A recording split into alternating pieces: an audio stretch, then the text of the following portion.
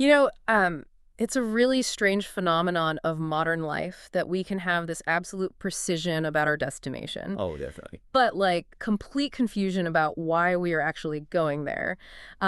Think about getting into your car and typing an address into your GPS. Right. The system gives you turn-by-turn directions. It calculates the exact time of arrival down to the minute. Yeah, it reroutes your end traffic and everything. Exactly. It adapts to road closures. It's just an absolute marvel of execution. But that GPS cannot tell you if the place you are driving to is actually a place you want to be. Yeah, that's so It true. just blindly follows the coordinates you punched in. Right. It provides the how and the where, but it is, completely agnostic about the why. Yeah. And if you spend your whole life optimizing the route to a destination you don't deeply value, well, you end up incredibly efficient at being unfulfilled. Which is exactly the trap we are breaking you out of today.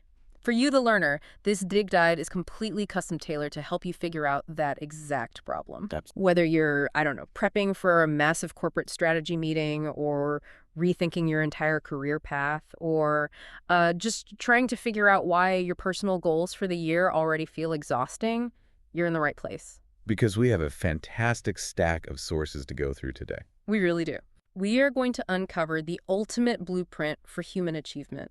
And we're doing that by exploring the intersection of what we want to achieve and who we are. Right. Because aligning your personal values with your goals isn't just a nice feel-good sentiment. No, it's not. We're going to look at some staggering psychological research today. We've got Edwin Locke and Gary Latham's goal-setting theory. Huge one. Yeah, and we're tying that to Maslow's hierarchy, business frameworks like Mooncamp's Guide on Goal Setting, and some great contemporary pieces like Danielle Silverman's blog and real-world executive interviews from the ICSI e-magazine. Yeah, all of this shows that this alignment is the empirically proven secret to both high performance and lasting happiness. Which is what everyone is really after, Right. right? Exactly. Okay, let's unpack this. Before we can even look at the mechanics of goal setting, we have to establish where a valid goal even comes from. That is the crucial first step. If we look at how researchers and writers like Danielle Silverman define personal values, they sort of strip away the mysticism. Right, it's not just a poster of an eagle soaring over a mountain. Exactly. Values aren't just inspirational posters on a wall. She defines them as the fundamental beliefs that determine your priorities on a random Tuesday morning. Right. They serve as the underlying measures you use to tell if your life is turning out the way you want it to. And I think the true test of a value is that it dictates how you respond in tough, highly pressurized situations. I really want to highlight that last part because, it is so easy to claim your core value is innovation or integrity when the market is up and everyone is happy. Oh, sure. Anyone can have integrity when it's easy. Right. But a value isn't a value until it costs you something. I was reading through that source from the ICSI e-magazine, the interview with the executive, Sia Sharada, and she provided a striking example of this. Yeah, that was a great interview. She traces her core value of integrity directly back to her childhood, to the influence of her mother.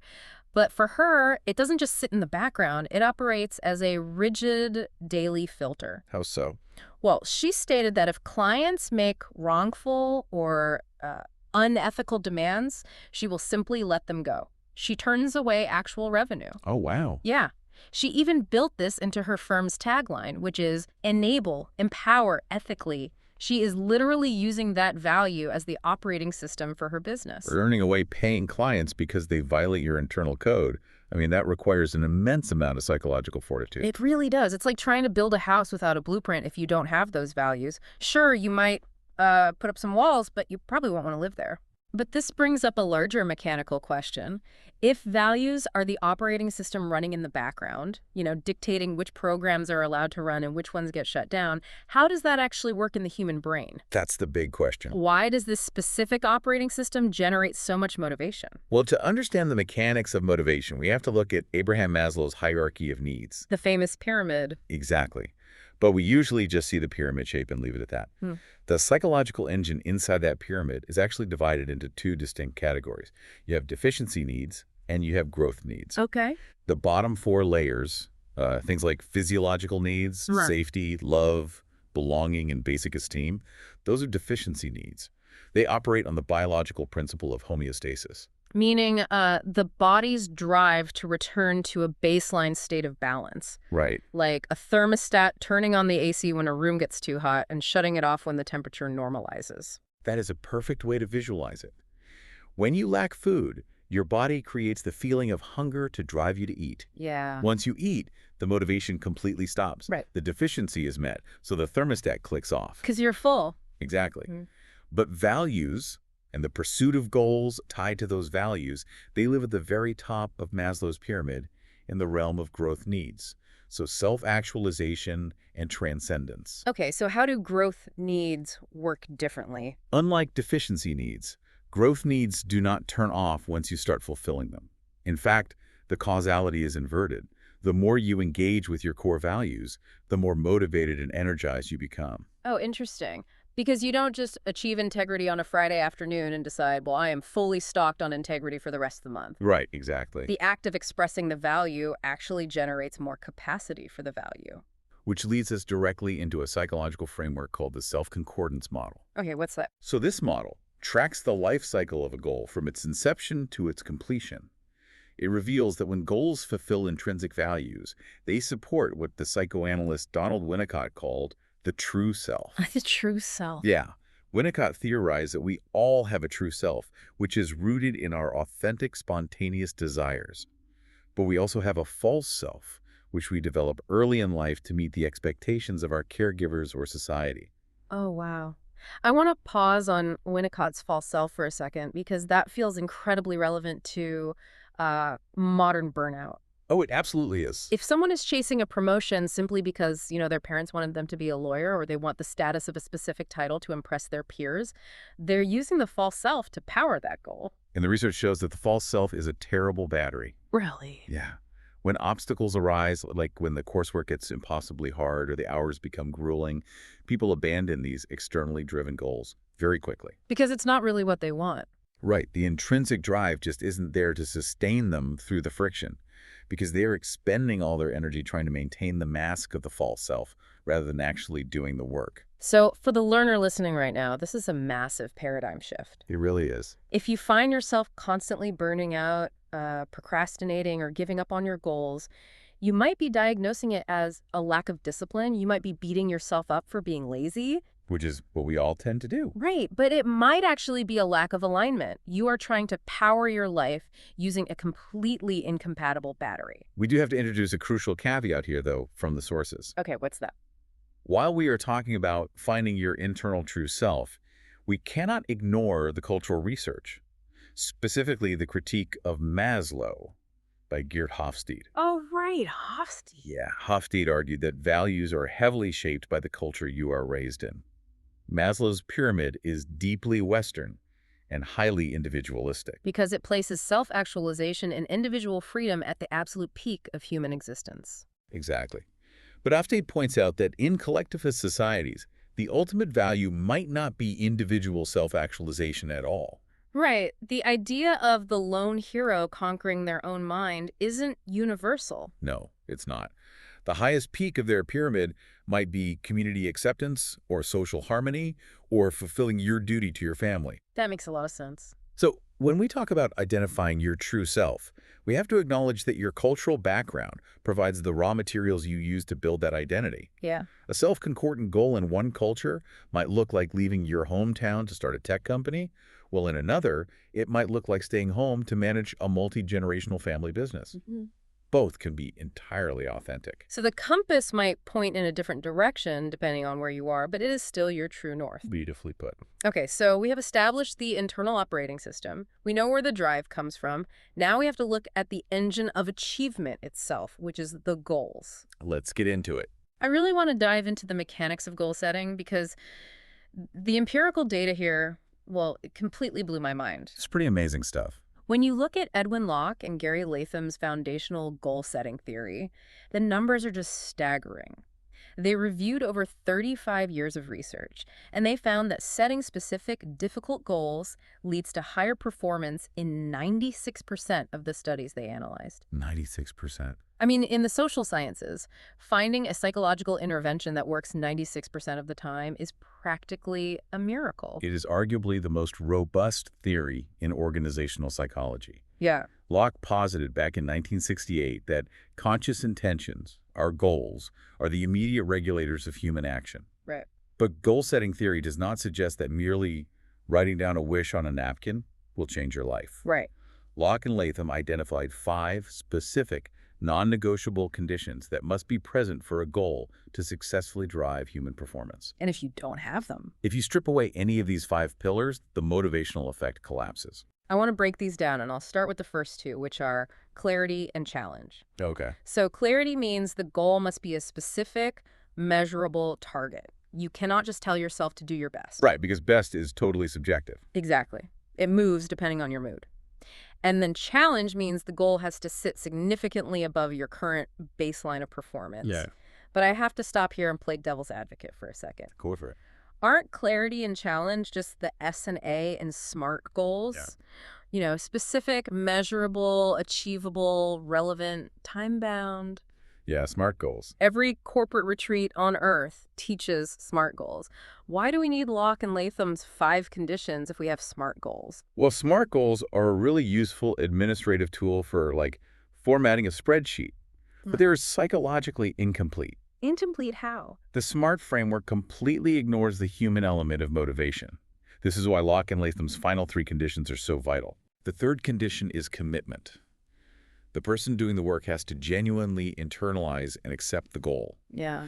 If leadership drops a mandate from the top down and the employees don't buy into the why, the goal fails, no matter how specific or measurable it is. Like the operating system rejects the software. Exactly. Then the fourth condition is feedback. You require visible, near real-time data on your progress. So an annual review isn't enough. An annual performance review is entirely useless for modifying behavior.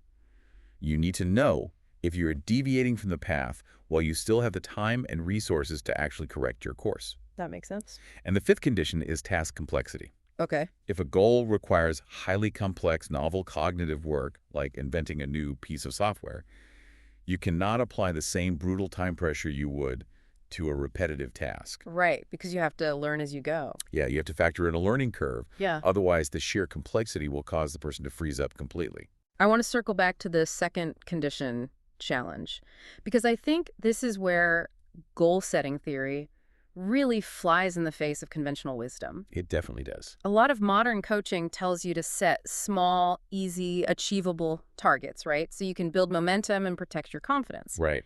But Locke and Latham found the exact opposite. They found a linear relationship between goal difficulty and task performance, right up to the absolute limit of a person's biological or technical ability. They did. In fact, they recommend setting goals at the 90th percentile of difficulty. Wow. This means setting a target that only the top 10% of previous performers have ever managed to hit. Which sounds absolutely terrifying. I mean, why would you intentionally design a system where failure is highly probable? Because easy goals leave massive amounts of human potential completely dormant. Okay. When you set a 90th percentile goal, it triggers a physiological and psychological arousal state in the body. It forces a laser-like direction of your attention, it mobilizes intense effort, and it drastically increases your persistence. But most importantly, extreme difficulty forces you to search for entirely new strategies. Right, because the old ways won't get you there. Exactly. You do not innovate to hit an easy goal. You just rely on your existing habits. A 90th percentile goal forces you to break your own mental models and invent a completely new way of working. That makes total sense when you think about athletic records or massive technological leaps. You don't get to the moon by aiming for the upper atmosphere. Right. But this brings us to a really dangerous intersection. Oh, yes. What happens when you take this incredibly potent psychological tool, a 90th percentile difficult goal, and you completely strip away the values and ethical guardrails we talked about earlier? What happens when the engine runs wild without the compass? What's fascinating here is that goal-setting theory works so flawlessly that it can actually become a destructive force. Yeah. When you give human beings a highly specific, highly challenging metric, they will optimize their behavior to hit that exact number, often at the expense of every other variable in their environment. And we have a canonical case study for this failure mode from the sources, which is the banking scandal at Wells Fargo. Right. The Go for Gree 8 initiative. This is a perfect example of how a metric can just destroy a culture. It really is. So, management at Wells Fargo established a crystal clear, intensely challenging goal. They wanted every single customer to hold 8 different banking products with them. 8 products, so a checking account, a savings account, a credit card, a mortgage, and so on. Yes. And at the time, the industry average was 2 or 3 products per customer. So hitting 8 was undeniably a 90th percentile difficulty goal. It had absolute clarity. It was a textbook implementation of Locke and Latham's framework, and it mobilized human effort effectively. But management paired this extreme goal with a brutal, high-pressure environment, severe financial incentives, and a complete absence of ethical guardrails. Wow. They dictated the output, but they did not constrain the process. Because the goal was functionally impossible for most branches to achieve legitimately, the employees, under threat of termination, found the path of least resistance. Which was fraud. Yes. They began opening unauthorized, fake accounts in their customers' names. And we aren't talking about a few rogue employees here. Between 2002 and 2016, they opened roughly 3.5 million fake accounts. It's unbelievable. That is a systemic, psychological, behavioral shift triggered entirely by a metric. It feels almost like a tragedy of human nature. Normal people, who probably consider themselves honest, were pushed into widespread fraud because the goal became a tyrant. And the fallout was immense. They faced a $185 million fine, and 5,300 employees were terminated. Just devastating. The tragedy is that the goal worked exactly as psychological theory predicted. Yeah. It spurred immense creativity and mobilized massive effort. Yeah. But it incentivized a highly unethical path because the how was never tethered to a core value like integrity or customer care. Right. This is why researchers adamantly insist that you must pair every output goal with process guardrails. You must explicitly define what behaviors are forbidden in the pursuit of the metric. So if you are managing a sales team, you can't just say, double revenue by Q3. No, you can't. You have to say, double revenue by Q3 without lying to customers or cannibalizing our existing accounts. The operating system has to constrain the software. Exactly.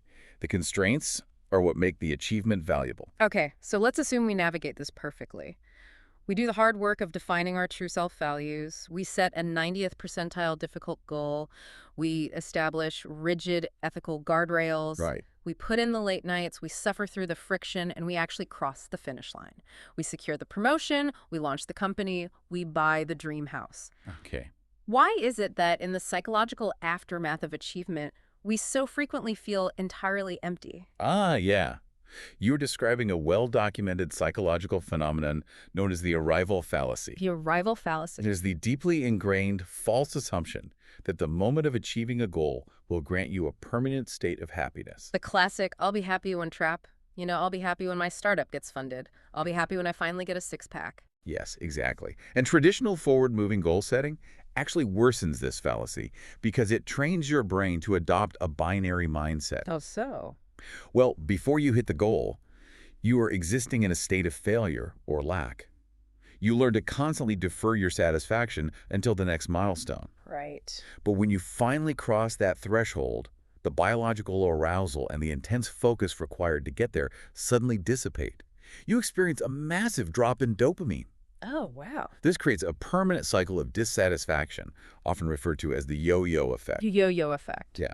You hit the target, you lose all your drive, your performance regresses, and you have to frantically manufacture a new, harder goal just to feel alive again. Here's where it gets really interesting, though. The research on subjective well-being shows that simply attaining a goal does not universally improve your life. No, it doesn't. According to self-determination theory, successfully achieving a massive goal only increases your psychological well-being if that goal possesses what they call goal integrity. Which loops us right back to Winnicott and the true self.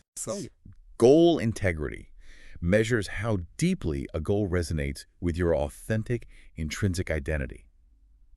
The data here is stark. If you spend 5 years grinding to achieve a massive goal, say making partner at a law firm, but that goal is not self-endorsed, meaning it doesn't align with your deepest values, your baseline level of happiness will see zero long-term change. Zero change. Zero. You conquered the mountain, but it was the wrong mountain. The view from the top is meaningless to you. I find that simultaneously terrifying and incredibly liberating. Right. To realize that burnout or that hollow feeling after a big win isn't because you didn't work hard enough. It is a failure of alignment. You didn't lack grit, you lacked goal integrity. This naturally raises a profound question. If crossing the finish line isn't what makes human beings happy, what actually does? Yeah, what is it? The psychologist Robert Emmons dedicated extensive research to this exact puzzle, and he discovered something highly paradoxical. Okay. You cannot aim directly at happiness. If you try to optimize for happiness, it evades you. Instead, when humans dedicate themselves to pursuing deeply meaningful projects, happiness emerges as an unintended byproduct. It is the exhaust that comes out of the engine of meaning. Emmons actually categorized where this meaning comes from, didn't he? He created a specific framework for the types of goals that generate this psychological exhaust. He did. He developed the WIST framework. WIST. W-I-S-T. It stands for work, intimacy, spirituality, and transcendence. Okay, let's unpack that. Emmons found that when your goals are anchored in these 4 areas, you experience profound positive effects on your psychological health. And we really need to understand why these 4 specifically matter. Right, because work doesn't just mean having a 9-to-5 job. Exactly. Work means engaging in competence building, mastering a craft, and feeling effective in the world. Yeah. Intimacy is the deep biological and psychological need for secure attachment and belonging with others. And then spirituality and transcendence go beyond just, organized religion, right? Absolutely. Yeah. They refer to the fundamental human need to connect with something larger than the self, Like what? whether that is nature, a philosophical belief system, or a community cause. It is the realization that your existence contributes to a grander pattern. Wow. When you pursue goals in these intrinsic categories, you thrive. Conversely, Emmons' research shows that individuals who prioritize extrinsic goals, like hoarding wealth for the sake of status, chasing fame, or obsessing over physical appearance, they actually suffer from lower subjective well-being and significantly higher levels of baseline anxiety. So the arrival fallacy is largely a symptom of chasing extrinsic goals. You arrive at the destination, you look around, and you realize the entire journey was hollow because it wasn't connected to the WIST framework. It is the ultimate realization of the false self. Okay, we have covered an immense amount of theoretical ground. We understand the operating system of values, we know the ruthless mechanics of setting 90th percentile goals, and we know how to secure meaning to protect ourselves against the arrival fallacy. We've laid the foundation. But the ultimate test of all this knowledge is execution. How does the learner take this abstract psychology and practically apply it to their life when their alarm goes off tomorrow morning? Well, the most potent execution strategy highlighted in the research is reverse goal setting. Reverse goal setting. Yeah, which is also referred to in project management as backcasting or backward planning. Stephen Covey popularized a version of this with his maxim, begin with the end in mind. Right. The fundamental concept is that instead of standing in the present and planning your steps forward into the future, you clearly define your ultimate state of success, and then you map the sequence of steps backward from that finish line to the present day. I have to admit, when I first encountered backward planning in the sources, I was highly skeptical. Oh, really? I thought, isn't this just the exact same chronological list of tasks, just written in a reverse order? Well, Does the direction you write it down actually change anything? I get that. Yeah. It seems like a mere semantic trick, Hmm. but the psychological shift it creates in the brain is profound. How so? Let's look at what happens when you plan forward.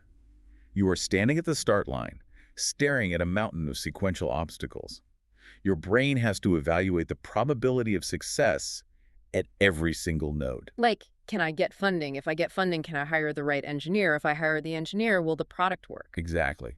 Every forward step forces you to confront the potential for failure, which generates compounding anxiety. So forward planning traps you in a defensive state of doubt. You are constantly litigating whether the goal is even possible. But backward planning utilizes a cognitive mechanism that researchers call forecasting success. By anchoring your mind at the finish line, you are instructing your brain to assume that the success has already occurred. Oh, that's powerful. You are no longer debating whether the goal is possible. You have established a mental reality where it is an accomplished fact. You are simply looking back at the timeline to document how you achieved it. Wow. Studies show this drastically reduces anxiety, increases self-efficacy, and generates stronger commitment to the necessary behaviors. It is like reading a murder mystery novel where you already know who the killer is from chapter 1. You aren't stressed out about the outcome. You are just calmly analyzing the clues and the sequence of events that led to the inevitable conclusion. That is a brilliant way to frame it. Uh, Furthermore, backward planning actively neutralizes the planning fallacy. The planning fallacy, the cognitive bias where we always drastically underestimate how long a task will take to complete. Exactly. When we plan forward, our optimism bias takes over, and we assume everything will go perfectly. But when we plan backward from a fixed deadline, we are forced to fit concrete steps into a finite timeline. Right.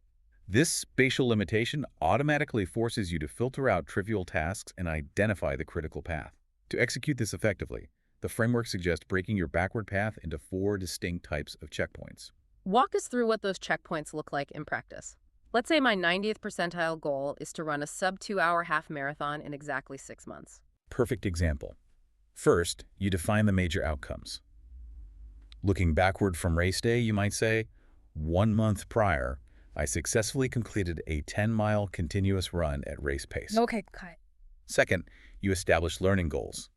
3 months prior, I learned how to properly fuel with carbohydrates during a run without getting sick. Oh, learning goals. I like that. Third, you map out process achievements. 5 months prior, I consistently ran 4 days a week without skipping. Building the habit. And finally, you identify resource acquisitions. 6 months prior, which is today, I went to a specialty store and bought the correct running shoes to prevent injury. By walking it backward, you realize that the glorious finish line is entirely dependent on buying shoes today. Right. It takes this lofty, intimidating goal and makes the immediate next step undeniably clear and realistic. And this methodology aligns perfectly with Peter Gollwitzer's mindset theory of action phases. Who is Gollwitzer? He's a psychologist who argues that goal achievement requires 2 distinct cognitive states. Phase 1 is the deliberative phase, mentally selecting the goal based on your deep commitment and values. That requires an open philosophical mindset. Okay. Phase 2 is the implemental phase, planning the specific behaviors required to reach the end state. Backward planning is the ultimate tool for dominating Phase 2 because it forces you out of philosophical dreaming and into tactical reality. But there is still one final bridge to cross. Even with a flawless backward plan, you still have to wake up on a random Tuesday when you are tired and unmotivated and actually do the work. The hardest part. Yeah, how do we take these major milestones and get them to penetrate seamlessly into our daily, minute-by-minute routines? This is where we shift from high-level psychology to ground-level behavioral design. The most effective tactic for daily execution is habit stacking. Oh, I rely on habit stacking constantly. It is arguably the most pragmatic tool for behavioral change out there. The premise is incredibly simple, but neurologically powerful. Instead of trying to force a new behavior into your day using sheer willpower, you tie the new desired action to an existing, deeply ingrained habit. Right. You use the old habit as the neurological trigger for the new one. For example, if your value is mindfulness, you don't just hope you remember to meditate. You say, after I brush my teeth in the morning, I will immediately sit on the cushion and meditate for 10 minutes. Yeah. Or, if your value is continuous learning, you say, after I pour my evening cup of tea, I will read exactly 10 pages of a book. You are hijacking the automation of brushing your teeth. Yeah. You don't need motivation or willpower to brush your teeth. Your brain does it on autopilot. By linking the new habit to the toothbrush becomes the cue. And when you apply this consistently, these small actions weave themselves seamlessly into the fabric of your daily life. Over time, they compound, much like financial interest. That's a great way to put it. You are taking your highest, most abstract values, things like transcendence, intimacy, or mastery, and you are bolting them to the most mundane, repetitive actions of your day. That is the ultimate secret of achievement. It is how the true self actually manifests in physical reality. I really want to pull all of this together because we have traversed an incredible amount of territory from the absolute peak of human psychology all the way down to a toothbrush at the bathroom sink. We really have. We started with the realization that a goal without a value is just a GPS without a purpose. You must begin by identifying your true self values, whether that is integrity, family duty, or mastery, so you don't spend your life powering a false self. Right. Second, once you know your true north, you leverage goal-setting theory. You set a highly specific goal at the 90th percentile of difficulty to force yourself to innovate and mobilize maximum effort. But crucially, you must wrap that extreme goal in rigid ethical guardrails so you don't end up creating a Wells Fargo disaster in your own life. Exactly. And then, to protect yourself against the arrival fallacy and the anxiety of the journey, you utilize backward planning. You anchor your mind in the reality that the success has already happened. You map the necessary milestones in reverse, and you execute them by stacking small, value-aligned habits onto your existing daily routines. It's a complete blueprint. So, what does this all mean for you, the learner? Whether you are trying to overhaul a massive corporate